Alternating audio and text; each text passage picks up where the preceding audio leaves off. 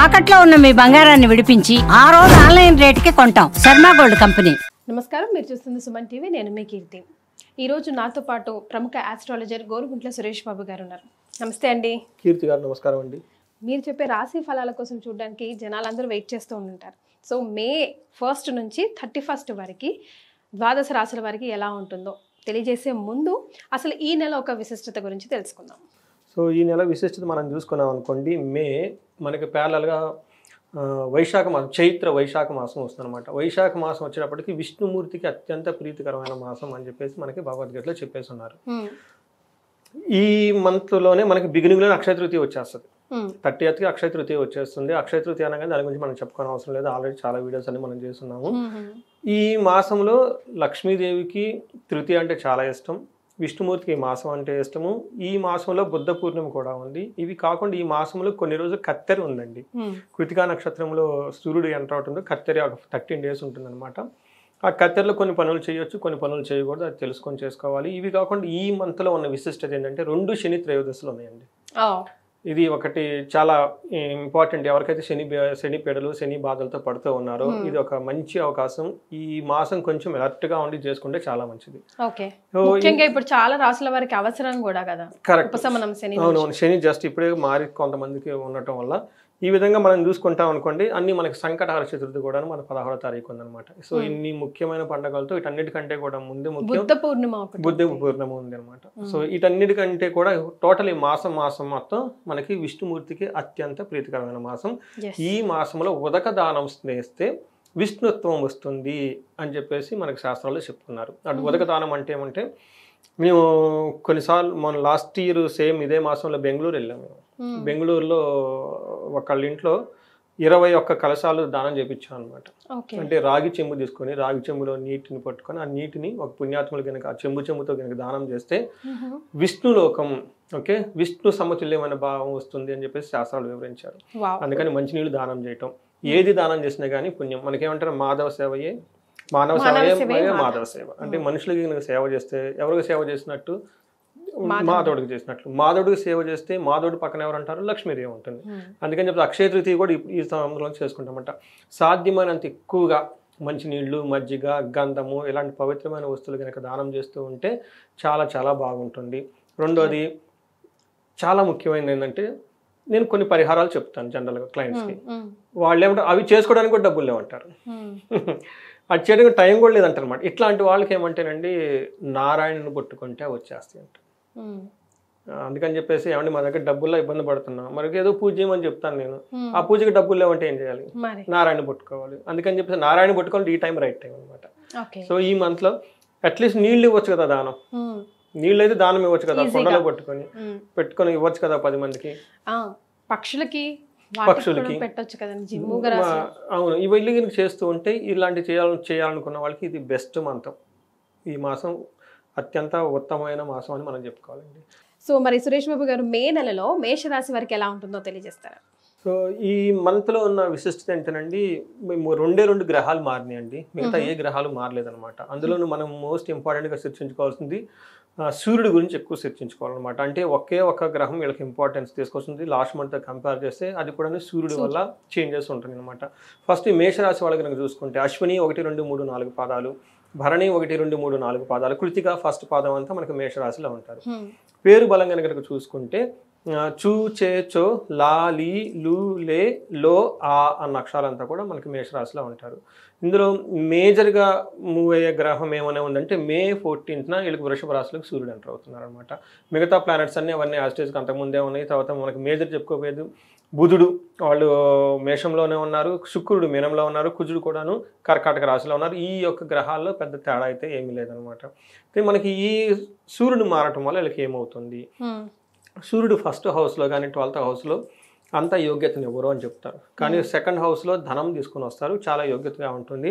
అయితే రావాల్సిన ధనం ఆగిపోయే అవకాశం ఎక్కువగా ఉంది శుక్రుడి వల్ల, లేదంటే లేడీస్ ద్వారా, లేదంటే జెంట్స్ అయితేనేమో లేడీస్ ద్వారా, లేడీస్ అయితే జెంట్స్ ద్వారా వీళ్ళకి రావాల్సిన విషయాల్లో డబ్బులు రాకుండా అవకాశం ఎక్కువగా ఉందన్నమాట. కేతు వీళ్ళకి శుక్రుడికి వేద ఉండటం వల్ల ధనం విషయంలో వీళ్ళు రావాలి అని ఏమైనా అనుకుంటే అది రాదు. తర్వాత శత్రువులపైన వీళ్ళకి విజయం ఉంటుంది.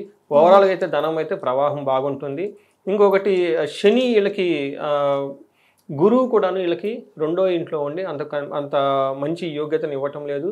ఎందుకంటే వాళ్ళకి విత్త సమృద్ధి వచ్చే సూర్యుడు కూడా వీళ్ళకి ధన ప్రవాహాన్ని ఆపేస్తున్నారు. అంటే ఒక రకం చూసుకోవాలంటే ధనం విషయాలకు అప్స్ అండ్ డౌన్స్ ఎక్కువ ఉంటాయి. కొన్నిసార్లు వస్తుంది, కొన్నిసార్లు రాదు. అందుకని కొంచెం జాగ్రత్తగా కేర్ఫుల్గా ఉండటం ఎంతైనా ఇంపార్టెంట్. అది కూడాను సూర్యుడు వల్ల. వీళ్ళకి సూర్యుడు రెండో ఇంట్లో ఉండటం వల్ల ఏమవుతుందంటే ఈసారి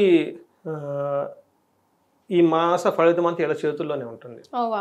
కొన్నిసార్లు దేవుడు మీకే ఇచ్చేస్తున్నారు, ఏం చేస్తారో చేసుకోండి అని చెప్పేసి ఒక చాయిస్ ఇస్తూ ఉంటారు అనమాట. అప్పటిదాకా మనం చిన్నపిల్లలు అయితే పేరెంట్స్ మనల్ని కాపాడుకుంటూ ఉంటారు. కొన్నిసార్లు పేరెంట్స్ ఇద్దరు బజార్కో లేకుంటే మ్యారేజ్ ఫంక్షన్కి వెళ్ళిపోతారు. అప్పుడు ఆ రోజు నెక్స్ట్ డే మన సిబ్లింగ్స్, మన అన్నదమ్ములతో మనం హీరోలు అనమాట. ఇంట్లో ఉంటాం, తింటే తింటా, మనకి ఫ్రీడమ్ వచ్చేసింది అనమాట. ఆ టైంలో మనం చదువుకుంటామంటే చాలా కష్టం. అట్లానే వీళ్ళకి కూడాను సూర్య భగవానుడికి వీళ్ళకి ఒక టెస్ట్ పెడుతున్నారు. నేను మీ మీద ఎలాంటి ప్రభావం చూపాను, మీ ఇష్టం మీరేం చేసుకుంటారు చేసుకోండి అని. కాకపోతే మనం చెప్పినట్లు సడన్గా పేరెంట్స్ బయటకు వెళ్ళిపోతే మన ఫ్రీడమ్ వచ్చేసి మనం ఆ టయాన్ని మిస్యూజ్ చేసుకుంటాం అనమాట. వీళ్ళకి కూడా ఎలా ఉంటుందంటే సూర్య భగవానుడి వల్ల రెండో ఇంట్లో ఉండటం వల్ల హీనత్వం. లాస్ట్ మంత్ ఈ శ్లోకం నేను ఇప్పుడు సంస్కృతంలో చదివాను, దాని మీనింగ్ ఎక్స్ప్లెయిన్ చేస్తే మీరు నమ్ముతారో లేదా 3-4 కాల్స్ వచ్చాయండి, మీకు ఫీడ్బ్యాక్ ఇస్తున్నామండి. ఎందుకంటే మీరు ఫీడ్బ్యాక్ ఇస్తే ఏం జరుగుతుందో నెక్స్ట్ చెప్పడానికి బాగుంటుంది కదండి. మీ రాశి ఫలం చూసామండి, మీరు ఏదైతే చెప్పారో అది జరిగిందండి.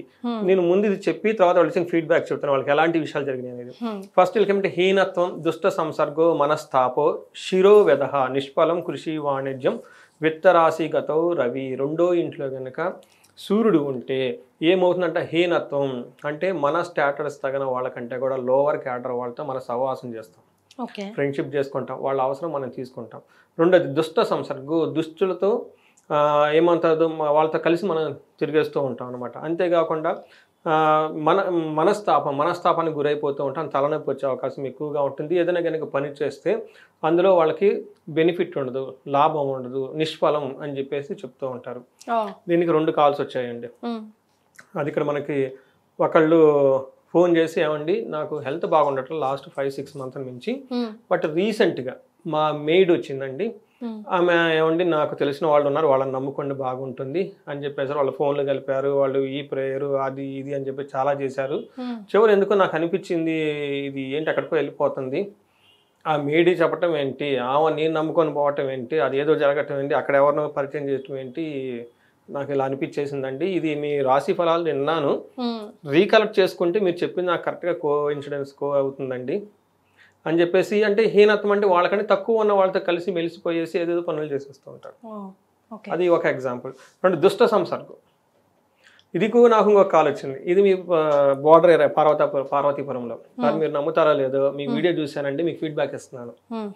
వాళ్ళు ఏం చెప్పారంటే వీళ్ళకి భార్య పిల్లలు అందరూ ఉన్నారు, అనుకోకుండా ఎవరితోనూ పరిచయం అయిపోయింది. ఇతను ఇతను మేలు, పరిచయం ఫిమేల్. ఆయన చూసేసి ఏదో పని చేసేసుకున్నారు మొత్తానికి. ఆ తర్వాత రిగ్రీట్ అవుతున్నాడు.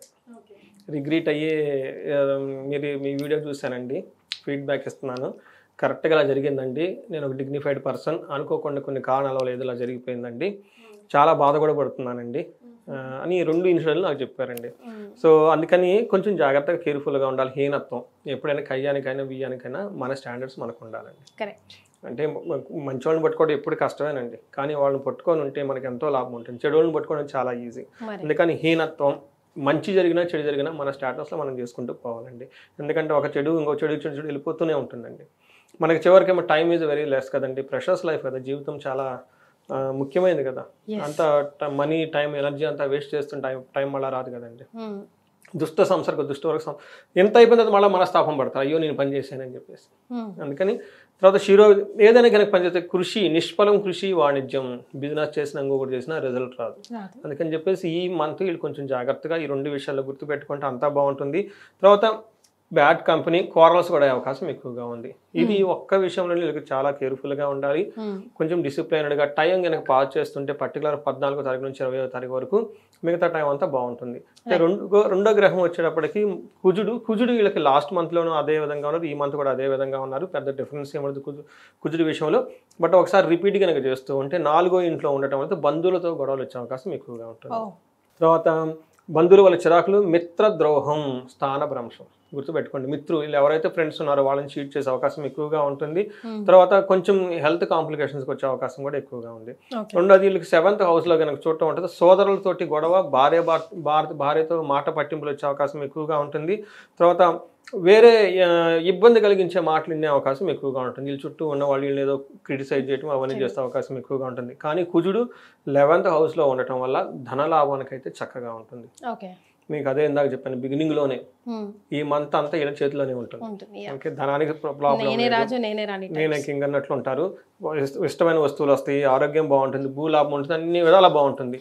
కానీ ఈ టైంలో వీళ్ళు మైండ్ సెట్ సరిగా లేకపోతే, వీళ్ళ బుద్ధి బుర్రకు లేకపోతే చేసుకున్న తర్వాత మళ్ళీ బాధపడతారు. పశ్చాత్తాపం అంటే అదే కదా పనిష్మెంట్.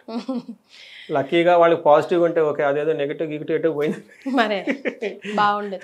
అది ఆ బాధ వర్ణనది అంటే కరెక్ట్ చేసుకోలేని మిస్టేక్స్ కదండి. అవునండి. మరి ఇక నక్షత్రాల ప్రకారం ఎలా ఉంటుందో దానికి ముందు శుక్రుడు చూద్దామండి. శుక్రుడు కూడా పెద్ద ఏమి డిఫరెన్స్ ఉండదండి. లాస్ట్ ఇయర్ ఎలా ఉంది అలానే ఉంటుంది, లాస్ట్ మంత్ ఎలా ఉంది అలానే ఉంది. కాబట్టి జనరల్గా ఏమవుతుందంటే శుక్రుడు వీళ్ళకి 12th హౌస్లో ఉండటం వల్ల ఏదైనా కనుక పని చేస్తే అందులో ఆటంకాలు కలిగించే అవకాశం ఎక్కువగా ఉంటుంది. కొంచెం సీక్రెట్గా ఉన్న ప్లేస్లో డిసీజులు వచ్చే అవకాసం ఎక్కువగా ఉంది. పర్టికులర్గా లేడీస్ చాలా కేర్ఫుల్గా ఉండాలి.